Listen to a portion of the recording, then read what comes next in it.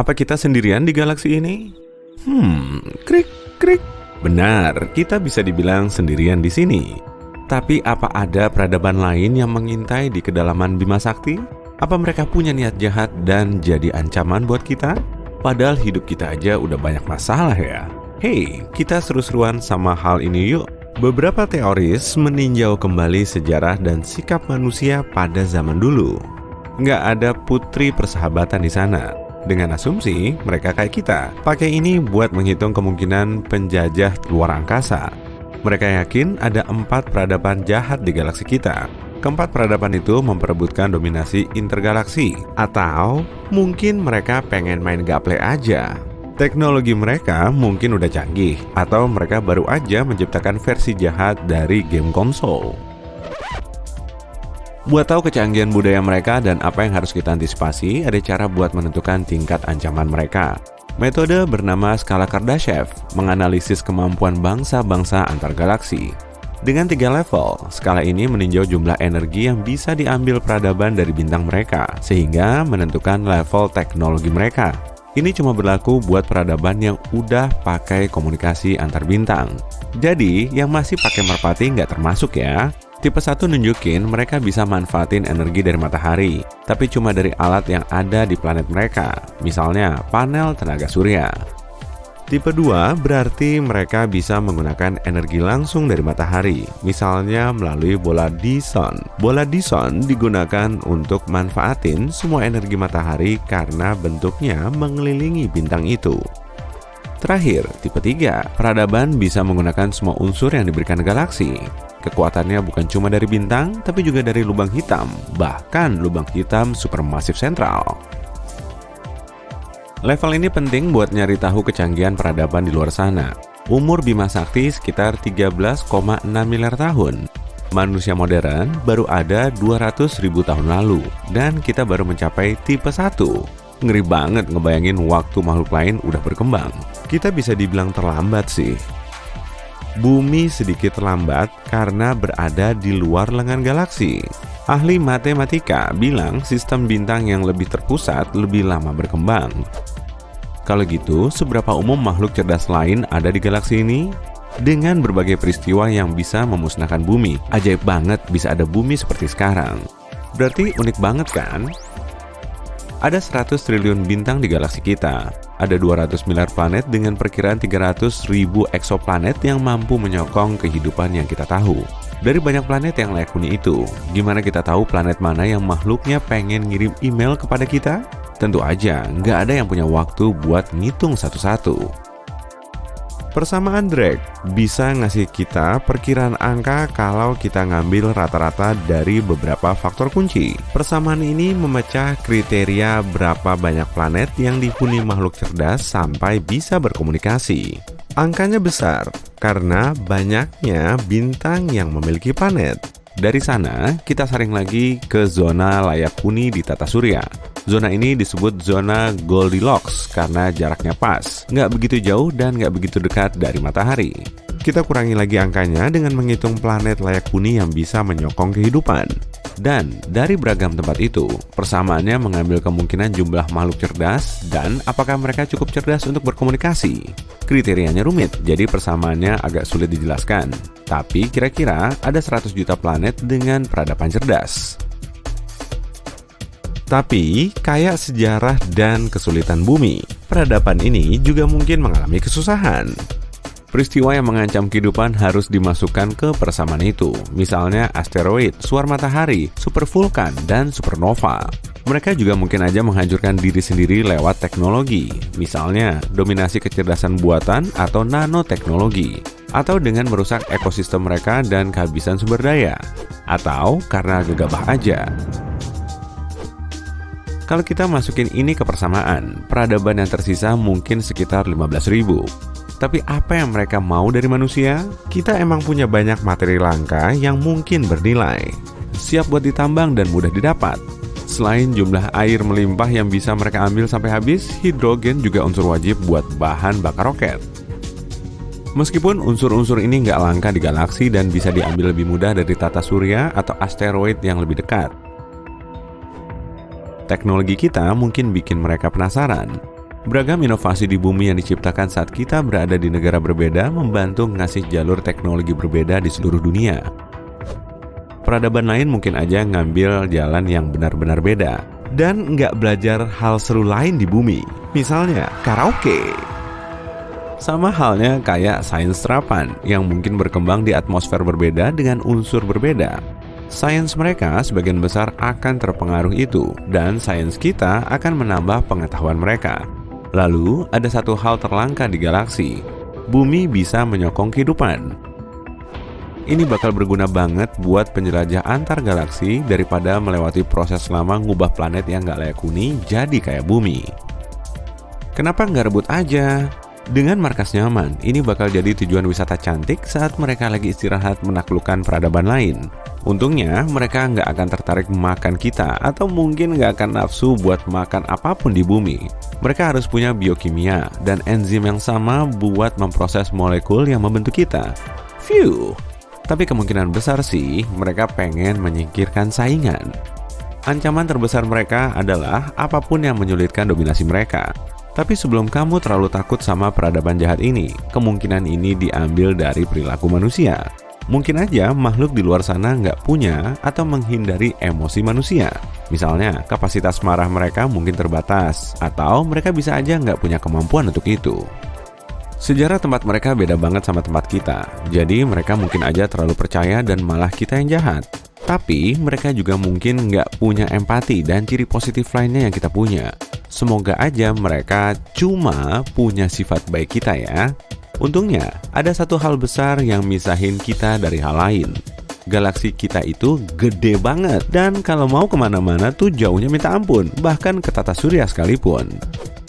Benda tercepat yang pernah kita kirim keluar angkasa adalah probe Galileo yang melaju sampai 170.000 km per jam. Tapi tetap aja butuh 72.000 tahun buat sampai ke sistem bintang terdekat, Alpha Centauri.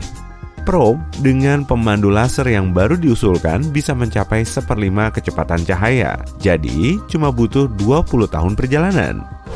Pada skala lebih besar, Bima Sakti memiliki diameter lebih dari 150.700 tahun cahaya. Kalau sebuah peradaban punya kecepatan cahaya, mereka butuh ratusan ribu tahun buat pergi dari satu sisi ke sisi lain. Dengan jarak yang jauh di antara segelintir peradaban, satu-satunya kontak yang berhasil adalah lewat perjalanan antar bintang yang canggih. Tapi untuk menempuh perjalanan sepanjang itu, semakin besar massa yang dikirim, semakin banyak energi yang dibutuhkan. Jadi, kemungkinan sih yang dikirim nggak begitu besar. Tapi mereka bisa aja ke sini cepat banget pakai pesawat kecil dengan kemampuan mematahkan hukum kecepatan kosmis. Mereka mungkin aja udah sampai di sini, ngawasin kita dari dekat, atau lagi nonton Netflix. Mereka butuh teknologi yang super canggih dan secara teori, jumlah spesies yang punya ini cuma 2 dari 15.000. Artinya, ada 0,01% kemungkinan peradaban jahat mampu mendatangi kita dalam waktu dekat. Kalau mereka tahu kita di sini dan mereka pengen sesuatu dari kita, mereka butuh ribuan atau mungkin jutaan tahun buat sampai sini. Jadi, kita masih bisa santai. Nonton sisi terang lagi Tanggal 7 Januari 1610, seorang astronom Italia, Galileo Galilei, membuat penemuan menakjubkan menggunakan teleskop buatannya, yaitu 4 bulan yang mengorbit planet Jupiter. Oh iya, di zaman sekarang, kamu bisa membuat teleskop versimu sendiri menggunakan tabung karton, lensa, dan lem super. Ciri utama dari teleskop DIY ini adalah menaruh 2 lensa pada jarak yang benar satu sama lain. Kamu butuh 2 lensa, satu lensa harus cekung, yang lain cembung. Jadi satu lensa melengkung keluar dan yang lain melengkung ke dalam. Teleskop mula-mula Galileo ini mampu memperbesar objek sekitar 8 kali, dia terus meningkatkannya hingga mampu memperbesar sampai 20 kali lipat. Tapi mari kembali ke cerita utama kita ya. Saat dia pertama kali melihat ke 4 bulan Jupiter itu, dia meyakini dia cuma melihat sekelompok bintang. Tapi dia segera menyadari bahwa objek-objek antariksa ini tampaknya bergerak dalam pola yang teratur.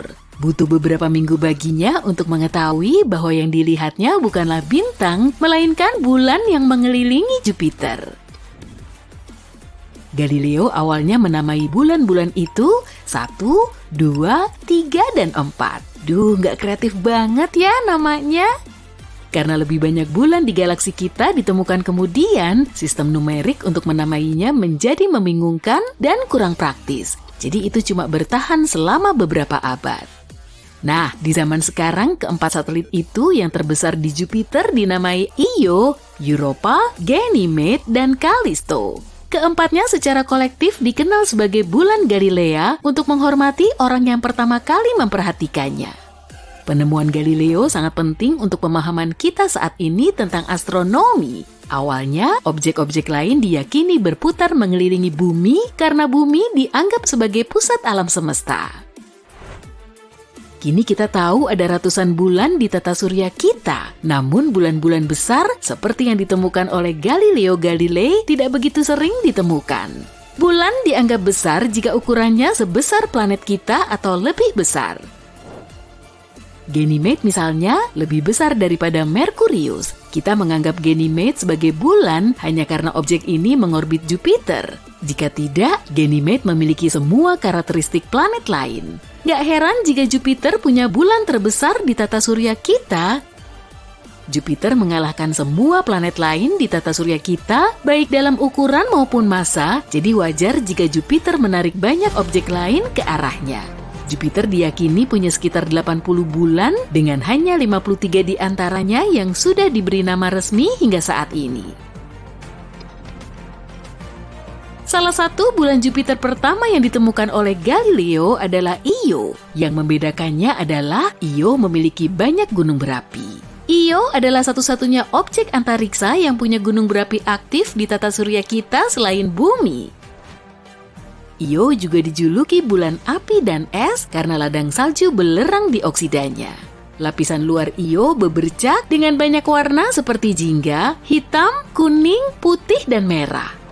Mungkin itulah alasan NASA menggambarkannya sebagai pizza raksasa yang dilapisi keju leleh dan potongan tomat serta buah zaitun matang. Namun, karena belerang itu, bau Io tidak terlalu menggugah selera karena agak mirip telur busuk. Ada lebih dari 100 gunung di permukaan bulan ini, ukurannya jauh lebih besar daripada yang kita lihat di bumi, beberapa bahkan lebih besar dari Gunung Everest. Jika dirata-ratakan, pegunungan ini memiliki tinggi 6 km dan panjang 157 km. Karena gunung berapi aktif dan radiasi intens di Io, sangat kecil kemungkinan ada kehidupan seperti yang kita kenal di sana. Tapi hei, siapa bilang Io tidak memiliki bentuk kehidupan yang kita tidak ketahui? Selanjutnya ada Europa di daftar bulan Galilea yang terkecil dari keempat bulan ini. Ukurannya setara dengan bulan, Europa punya permukaan yang sepenuhnya es dengan beberapa kelompok kawah yang tersebar di sana-sini. Karena lapisan luar itu, Europa sangat reflektif, menjadikannya salah satu bulan paling terang di luar sana. Untuk usianya, para ilmuwan meyakini permukaannya berusia antara 20 hingga 180 juta tahun. Usia Europa sekitar 4,5 miliar tahun. Apa yang ada di bawah permukaan es itu sangat mengesankan. Bahkan mungkin terdapat rahasia kehidupan di luar bumi di sana. Es terbentuk di sini dalam dua cara. Yang pertama adalah lewat penggumpalan. Prosesnya sesuai istilahnya, es tumbuh begitu saja saat lingkungan di sekitarnya makin dingin. Namun, metode lainnya jauh lebih menarik. Lapisan air super dingin yang ditemukan di bawah cangkang es bereaksi saat diguncangkan. Ini kemudian menghasilkan kristal yang membuatnya tampak seperti turun salju secara terbalik, mengambang ke atas ke lapisan es tempat mereka berada. Kamu bisa menciptakan kembali lingkungan ini di rumah, ambil sebotol air murni dan masukkan ke freezer.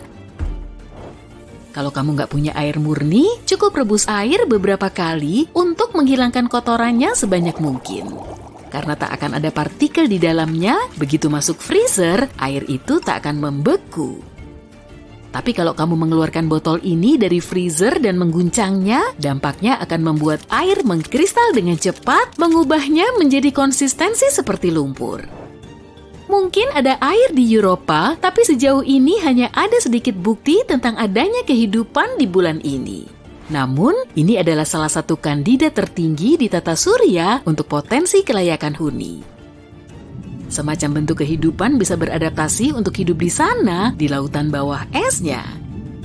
Lingkungan itu kemungkinan besar mirip dengan apa yang dapat kita temukan di lubang hidrotermal planet kita tersembunyi jauh di dalam lautan kita. Jumlah oksigen di atmosfer Europa sangat sedikit, tapi pada tahun 2013, NASA punya beberapa bukti keren. Sekali lagi ini mendukung teori bahwa ada potensi kehidupan di bulan ini. Tampaknya Europa mungkin mengeluarkan air ke luar angkasa. Jika ini dikonfirmasi oleh pengamatan di masa depan, artinya Europa mungkin juga aktif secara geologis. Jika kita berhasil mempelajari sumber airnya suatu hari nanti, itu juga akan sangat berguna. Yang terbesar dari bulan-bulan Galilea adalah Ganymede. Ganymede juga merupakan bulan terbesar di tata surya kita. Ini adalah objek luar angkasa dengan kepadatan rendah yang ukurannya mirip Merkurius, tapi hanya memiliki setengah masanya. Meski begitu, Ganymede adalah satu-satunya bulan yang punya medan magnet sendiri. Namun medan magnetnya kecil dan kita hampir tak bisa melihatnya dari bumi karena tertutup oleh medan magnet Jupiter yang jauh lebih kuat. Aspek keren lain dari Ganymede adalah atmosfernya mengandung oksigen. Jangan terlalu heboh dulu, itu hampir nggak cukup untuk keberlanjutan hidup makhluk hidup apapun yang tinggal di sana. Kembali pada bulan Desember 2021, klip audio 50 detik dirilis yang sebelumnya direkam oleh probe NASA yang terbang di dekat Ganymede. Untuk pendengar yang tidak berpengalaman, suaranya mirip dengan koneksi internet dial-up lama, tapi karena nada-nadanya unik, Ganymede segera dijuluki sebagai bulan bernyanyi Jupiter. Terakhir di daftar bulan Galilea ada Callisto atau objek yang paling berkawah di tata surya kita. Yang menarik dari bulan ini adalah lanskapnya hampir tak berubah sejak terbentuk dan para ilmuwan masih memperdebatkan kenapa ini terjadi. Sebagian besar benda antariksa lain mengalami banyak perubahan sepanjang masa hidupnya karena peristiwa seperti tabrakan dengan benda lain, perubahan orientasi dan kecepatan, atau reaksi kimia yang terjadi di permukaannya. Callisto juga seukuran Merkurius, tapi kepadatannya lebih rendah. Medan magnet Jupiter memiliki dampak yang lebih kecil di sini karena posisi Callisto adalah yang terjauh. Permukaannya diperkirakan berusia 4 miliar tahun. Berbeda dengan Io, Callisto tak aktif. Ada objek mirip tangan hantu membentang di ruang angkasa. Jemarinya yang nyeremin seolah meraih awan merah terang yang terlihat mirip lava cair ruang angkasa. Udah kayak di adegan film-film sci-fi kan? Tapi fenomena ini memang beneran ada. Struktur tangan ini terbentuk setelah bintang raksasa runtuh dalam ledakan supernova besar. Lalu, ledakan ini melahirkan bintang baru yang memancarkan energi super kuat hingga membuat serpihannya berputar-putar di sekitar ledakan. Dan akhirnya terbentuklah tangan misterius.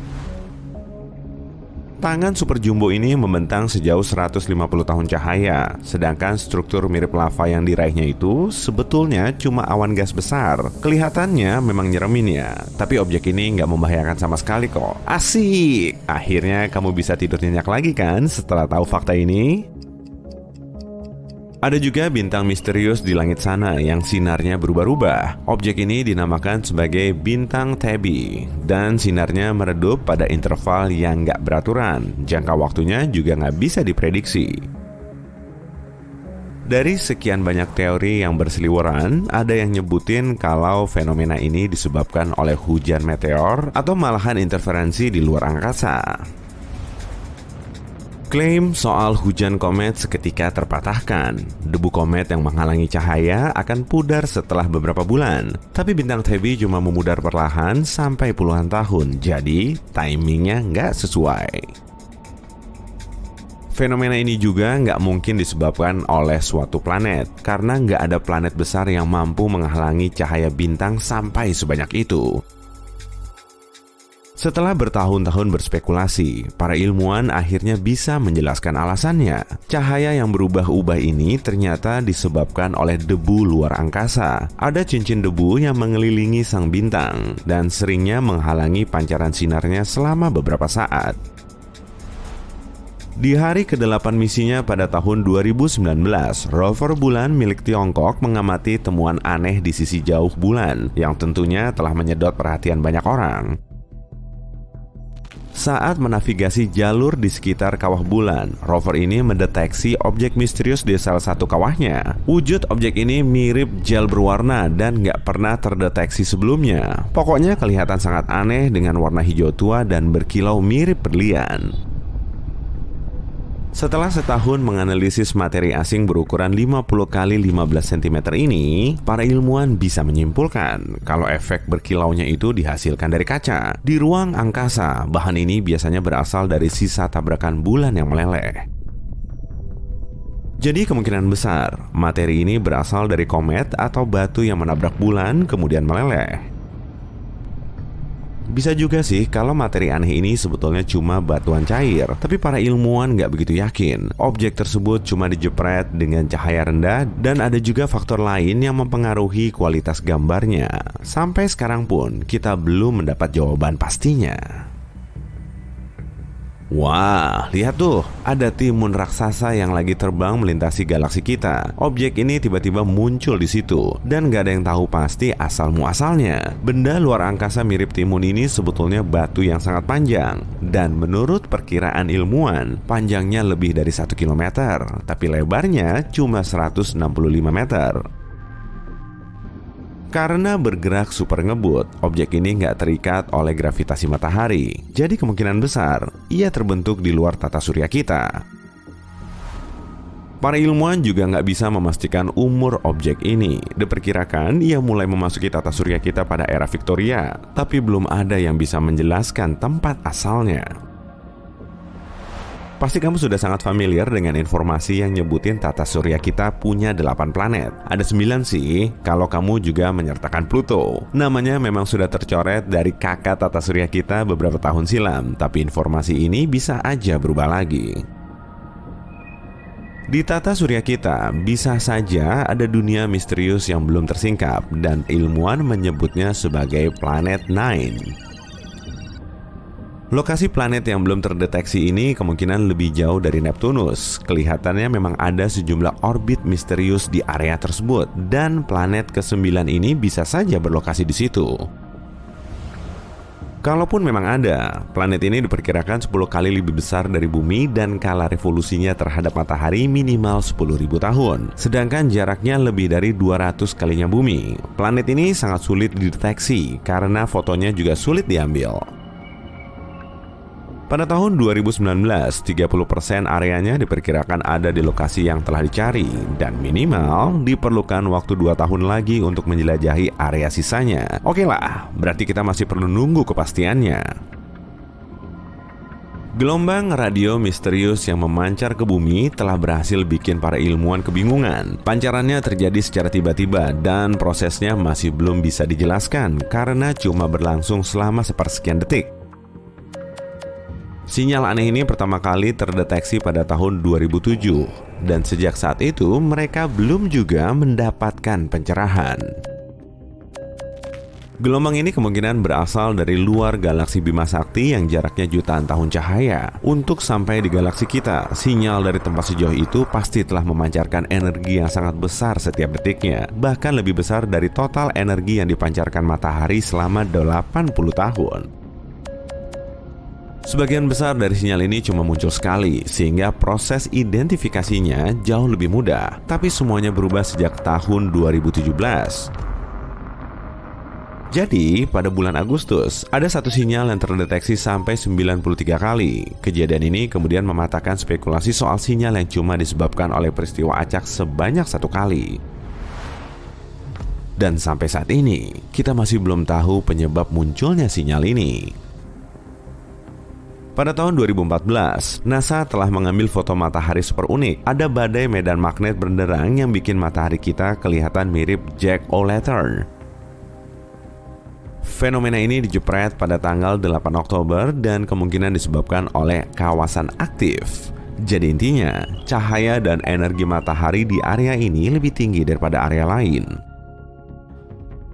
Karena itulah, matahari kelihatan lebih menyala. Ada berkas sinar yang membentuk dua mata, satu hidung dan satu mulut bergerigi yang tersenyum. Tapi semua itu cuma kebetulan kok. Dan gak ada manusia gabut sekalipun yang mau bikin hiasan labu segede itu di luar angkasa sana. Ya kan? Sekelompok peminat luar angkasa telah mengamati objek mirip sendok di permukaan Mars yang setengahnya tertutup oleh debu. Mereka mendeteksi objek ini setelah foto dari rover Mars dirilis. Kesannya kok misterius banget ya, padahal itu cuma trik cahaya. Setelah diteliti, objek itu ternyata cuma sebongkah batu tua. Ilusi bayangan di dalam foto telah membuatnya kelihatan mirip sendok. Masa iya sih? Di dekatnya juga ada piring raksasa. Ada bola mata kosmik yang melayang-layang di antara bintang. Ukurannya sangat besar dan diameternya mencapai 1060 km. Satelit Saturnus yang bernama Tethys telah jadi primadona di kalangan peminat antariksa. Satelit bundar ini punya kawah besar mirip bola mata antar planet raksasa. Di dalam kawahnya juga ada sejumlah tonjolan yang kelihatan mirip iris. Di antara 60 satelit Saturnus, nggak cuma Tethys kok yang kelihatan aneh saat diamati dari bumi. Malahan, Prometheus kelihatan mirip kentang, Atlas mirip roti pita hangat di restoran Yunani, dan Mimas mirip pesawat ruang angkasa yang dinaiki para penjahat. Ada objek ini juga, mata kucing raksasa di ruang angkasa. Nama resminya NGC 6543, agak panjang dan kurang nyeni-nyeni ya. Kebanyakan orang sih lebih mengenalnya dengan sebutan nebula mata kucing. Objek ini merupakan salah satu nebula yang pertama kali ditemukan. Seperti nebula lain, nebula mata kucing juga terbentuk oleh bintang yang meluruhkan lapisan gas luarnya. Gas ini melayang-layang, kemudian menghasilkan struktur yang menawan. Bintang menembakkan lapisan gas ini tiap 1500 tahun, kemudian membentuk lapisan debu baru yang sangat estetik.